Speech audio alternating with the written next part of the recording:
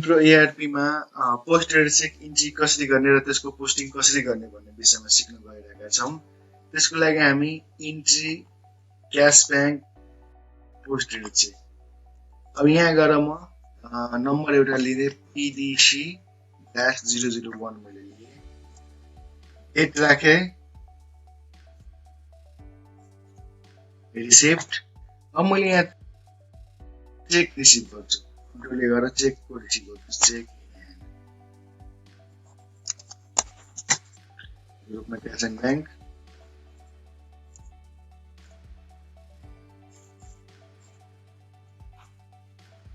गरे चेक गरे। अब यहाँ रिसिभ फ्रम कोबाट रिसिभ गर्नुभयो कुन ब्याङ्क रिसिभ गर्नुभयो मैले वो ब्याङ्क चेक मैले रिसिभ गरे। चेक नम्बर छ 50301050 पहिलेको चेक के छ आजको चेक छ। अब हाम्रो पार्टी को छ त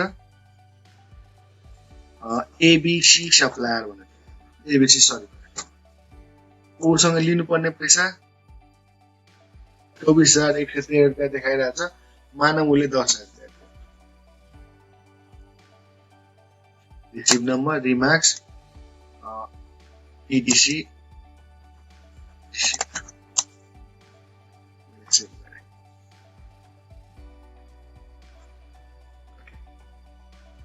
अर्को चेक रिसिभ गरौँ PDC ड्याश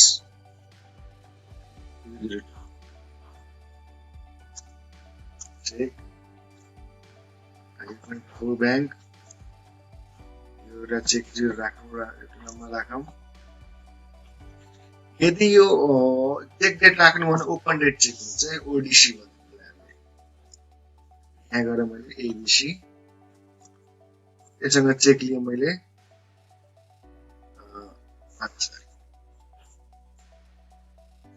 एबीसी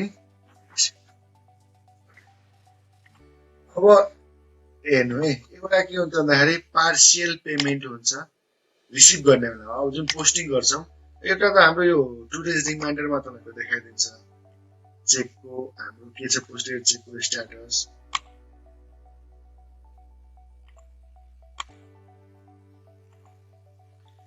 आजको चेक हेर्नु 15,000 को छ अहिलेसम्मको 15,000 छ आज पनि 15,000 छ। अब यसलाई मैले के गर्छु भन्दाखेरि अब मैले पोस्ट गर्छु भन्छ पार्टीमा अहिलेसम्म गएको छ पार्टीले त हेर्नु भयो भने सो PDC गरेर हेर्नु भयो भने उसकोमा इफेक्ट गर्दैन अकाउन्टिङ इफेक्ट गरेको छैन भने घटाएको छैन। अब यसलाई मैले पार्शियल रिसिभ गर्नु पर्यो 10,000 लाई मैले मेरो त्यो क्याश भन्नुलाई 10,000 रुपैयाँ मेरो क्याश भनेर म रिसिभमा राख्छु र आजको दिनमा यहाँ गएर PDC नम्बर गर्छु त्यो 10,000 रुपैयाँ यो चेक नम्बर मैले 10,000 रुपैयाँ मैले चेकको ठाउँमा अब के हुने हो कहाँ राखे हामीले ब्याङ्कमा पठाउनु ब्याङ्कको नाम राख्नु पर्छ अथवा यहाँ चाहिँ क्याश